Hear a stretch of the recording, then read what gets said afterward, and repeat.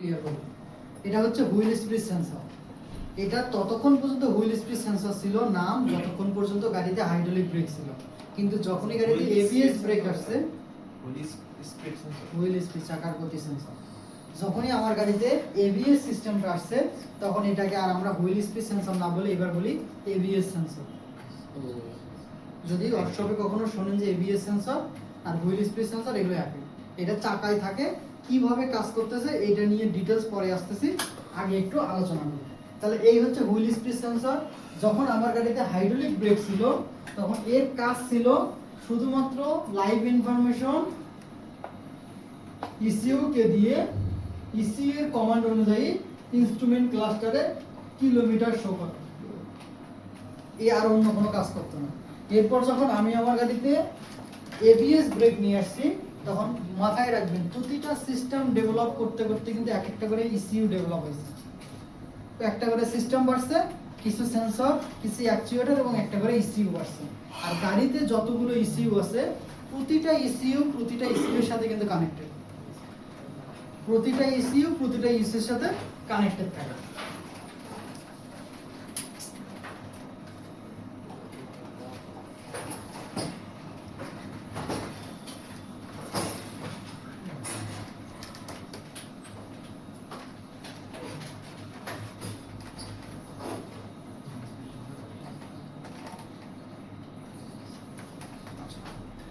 তাইলে আমার এই যে তিনটা এক্সট্রা কম্পোনেন্ট অ্যাড হয়েছে, এই এক্সট্রা কম্পোনেন্টগুলো আমার এবিএস ব্রেকটা করতে সহায়তা করতেছে। এবিএস ব্রেকের মূল বিশেষত্ব হচ্ছে চাকা একদম লক হবে না, চাকাকে 15 থেকে 20 বার এঙ্গেজ ডিসএঙ্গেজ করার মাধ্যমে গাড়ির গতি কমাবে। এতে যে সুবিধাটা হচ্ছে, এর প্রথম সুবিধা হচ্ছে গাড়ির ডিসটেন্স কমে আসতেছে, অর্থাৎ ব্রেক ডিসটেন্স কমে আসতেছে। দ্বিতীয় সুবিধা হচ্ছে চাইলেই আপনি ব্রেক করা অবস্থায় গাড়ির দিক পরিবর্তন করতে পারেন। এখন এই জিনিসটা যে হয় এটা কিসের মাধ্যমে হয়? এটা হবে হচ্ছে এখানে তিনটা জিনিস আছে, তিনটা জিনিসের মধ্যে এটাকে আমরা বলতেছি সেন্সর। এই সেন্সর ইসিইউ কে লাইভ ইনফরমেশন শেয়ার করবে গাড়ির গতিগত। এই গতিগত জানার পরে আমার যে ইনফরমেশনটা, এই ইনফরমেশনটা আসবে হচ্ছে আমার এই পিসিবি তে। PCB means printed circuit board. Printed circuit board, এই যে সার্কিট বোর্ডে, এই সার্কিট বোর্ডের মধ্যে বিভিন্ন ধরনের প্রোগ্রাম করা আছে। তো ইসিইউ যে সেন্সর যে আমাকে ডাটাটা দিল, এই ডাটাটাকে ক্যালকুলেশন করে ও এখান থেকে ইলেকট্রিক ওয়্যারিং এর মাধ্যমে এই মোটরের মধ্যে ইনফরমেশন দেবে, মোটর তখন বাকি কাজটা করবে। এই যদি হিসাব হয়, আমরা এখন জিনিসটাকে আলোচনা করবো স্পেসিফিকভাবে।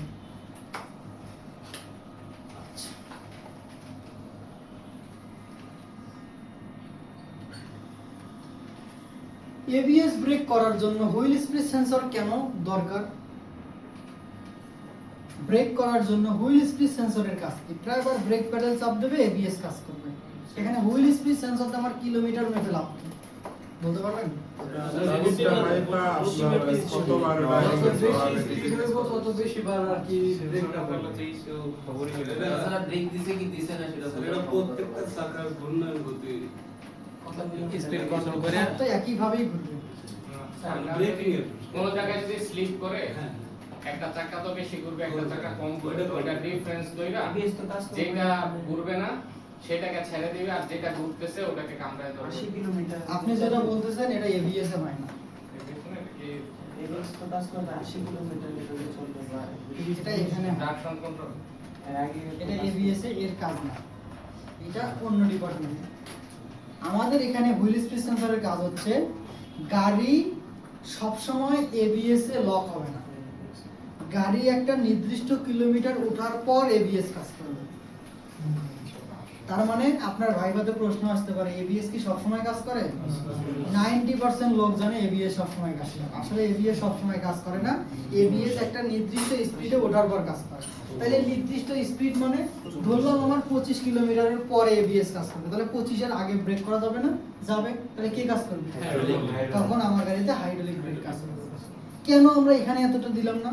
কারণ 15 থেকে 20 কিলোমিটারে আপনি যদি হার্ড ব্রেক করেন গাড়ি খুব একটা বেশি পিছলাবে না এবং আপনার স্টিয়ারিংও খুব বেশি হার্ড হবে না। তো যখন দরকার তখন যাতে এবিএস কাজ করতে পারে এই ইনফরমেশনটা জানার জন্য আমার এটা দেওয়া হয়েছে, এবং এটার একটা কারণ। আচ্ছা, প্রতি সেকেন্ডে যদি 15 থেকে 20 বার চাকা লক হয়, ফ্রি হয়, যখন আমার গাড়ির গতি বেশি, আমি কিন্তু এই ঝাঁকুনিটা ফিল পাবো না। কিন্তু গাড়ির গতি যখন কম থাকবে, 5-10 কিলোমিটার থাকবে, তখন যদি এবিএস কাজ করে, দেখবেন যে আপনি ফিল পাচ্ছেন, আপনি এমন করতেছেন। এই ঝাঁকুনি বা জার্কি ফিলটা যাতে না পান আপনি, এই জন্য আমরা কি করছি, একটা নির্দিষ্ট কিলোমিটারের উপরে গেছি। কারণ এইটা যদি পান, আপনি মনে করবেন আপনার গাড়িতে সমস্যা আছে, ওয়ার্কশপে নিয়ে যাবেন, আরো ঝামেলা বেশি হয়ে যাবে। এইটা কাজ এইটা। পাশাপাশি এখানে হুইল স্পিড সেন্সরের আরেকটা দায়িত্ব হচ্ছে, যখন আমার গাড়ি 25 কিলোমিটারে ব্রেক করবে, তখন যে পরিমাণ চাকাতে ফ্লুইড প্রেসার যাবে, 80 কিলোমিটারে ব্রেক করলে কিন্তু ব্রেক ফ্লুইডের প্রেসার আরো বাড়াই দিতে হবে। এখন আমি এটাই রাখবো নাকি আরো বাড়াই দেবো নাকি কমাই দেবো, এই ডিসিশনগুলো নেওয়ার জন্য এই হুইল স্পিড সেন্সর কাজ করে। তাহলে হুইল স্পিড সেন্সরের এবিএস এর কাজ হচ্ছে দুইটা। এক, আমি এবিএস অ্যাক্টিভ করব কি করব না। আর দুই, আচ্ছা একটা লাইন দিয়ে ফ্লুইড গুলো হবে নাকি আরো ফ্লুইডের প্রেসার বাড়াই দিতে হবে, অর্থাৎ প্রেসার বাড়াবো নাকি কমাবো, এই ডিসিশনগুলো ওখান থেকে নেয়। এখন এই হুইল স্পিড সেন্সর কোথায় থাকে? হুইল স্পিড সেন্সরের লোকেশন হচ্ছে আমাদের গাড়ির চাকার হাফসের পাশে। চাকার হাফসের পাশে। এখন হাফসের পাশে হুইল স্পিড সেন্সর কিভাবে কাজ করে? আমাদের এখনো সেন্সর নিয়ে আমরা পড়াশোনা করিনি। যদি বলি, কমনলি আমাদের গাড়িতে 4 ধরনের সেন্সর ব্যবহার করা হয়। একটা হচ্ছে রেজিস্টিভ টাইপ সেন্সর, একটা ক্যাপাসিটিভ টাইপ সেন্সর, একটা ইন্ডাকটিভ টাইপ সেন্সর, আর একটা পিজো ইলেকট্রিক টাইপ সেন্সর।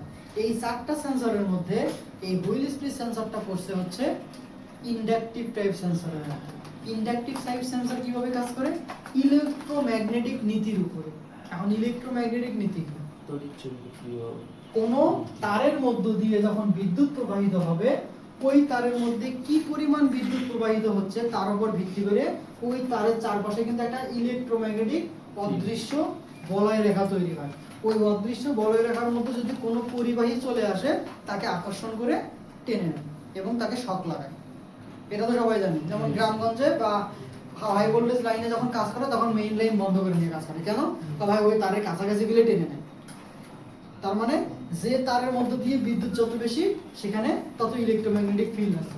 আমার এখানে ইলেকট্রোম্যাগনেটিক ফিল্ড কিভাবে কাজ করে? আচ্ছা, এর কাজ কি? চাকা কি পরিমাণ ঘুরতেছে সেই পরিমাণটা ইসিইউ কে দেওয়া। ইসিইউ সেই তথ্যকে ক্যালকুলেশন করে হিসাব করবে যে এইভাবে যদি গাড়ি চলে তাহলে 1 ঘন্টায় কত দূর যাবে, সেটা স্পিডোমিটারে দেখানো। এই তো নাকি? তাহলে এ প্রথমে দেবে যে চাকার স্পিড কত। এখন এ কিভাবে বুঝবে যে চাকা কত জোরে ঘুরতেছে? এর জন্য আমরা একটা মেকানিজম রাখছি। কি মেকানিজম? এই সেন্সরটা 2 ধরনের হয়, একটা অ্যাক্টিভ টাইপ সেন্সর, একটা প্যাসিভ টাইপ সেন্সর। আমি এত দূরে এখন যাব না, সহজ ভাষায় বুঝাই দেই। এই সেন্সরের মধ্যে যখন বিদ্যুৎ আসবে, তখন এই সেন্সর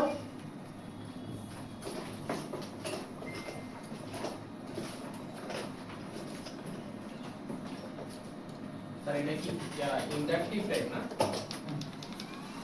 ইন্ডাকটিভ টাইপ। এই 3টা সেন্সরের একই কাজ, 3টা আলাদা আলাদা, কিন্তু ওয়ার্কিং প্রিন্সিপাল এক। আমি যদি একটা শিখাই আর বাকি 2টাও আপনার ক্লিয়ার হয়ে যাবে। এর মধ্যে যদি আমি বলি, এটা হচ্ছে হুইল স্পিড সেন্সর, যেটা বারবার বললাম। এই 2টার মধ্যে একটা মাথা ছোট আর একটা মাথা বড় না? যেটা মাথা বড়, এই সেন্সরটাকে আমরা বলি ক্র্যাঙ্কশ্যাফট পজিশন সেন্সর। আমার গাড়ির আরপিএম কত, যেটা আমরা ড্যাশবোর্ডে দেখি, এটা মূলত এই সেন্সরটাই আমাকে বলে দেয়। আর এটাকে আমরা বলতেছি ক্যামশ্যাফট পজিশন সেন্সর। আমার কোন ভালভ এখন সাকশন স্ট্রোকে, কোন ভালভ এখন এক্সস্ট স্ট্রোকে, মানে ক্যামশ্যাফটের পজিশন জেনে ভালভ টাইমিংটাকে কন্ট্রোল করা, বা ভালভ মানে কখন ফুয়েল ইনজেক্ট করতে হবে, কখন এক্সস্ট বের হবে, এই ডিসিশনগুলো এটা থেকে নেয়। তো এই 3টা সেন্সর একইভাবে কাজ করে। একটু যদি ওয়ার্কিং প্রিন্সিপাল বুঝাই দেই, এই সেন্সরের কোনো একটা জায়গায় গিয়ে মেটাল বের হইছে না? এই মেটাল পয়েন্টটা কিন্তু গাড়ির ভিতরে ঢুকানো থাকে, আর আপনি শুধু এই পার্টটা দেখতে পাবেন। এখানে যখন একটা তার দিয়ে 5 ভোল্টের সিগন্যাল আসে, এই 5 ভোল্টের সিগন্যালের কারণে এখানে একটা ইলেকট্রোম্যাগনেটিক ওয়েভ তৈরি হয়। এই ওয়েভটা তখন একটা জায়গা পর্যন্ত ছড়ায় যায়। আমাকে একটা ক্যামশ্যাফট দেন, পাতলাটা দেন স্যার।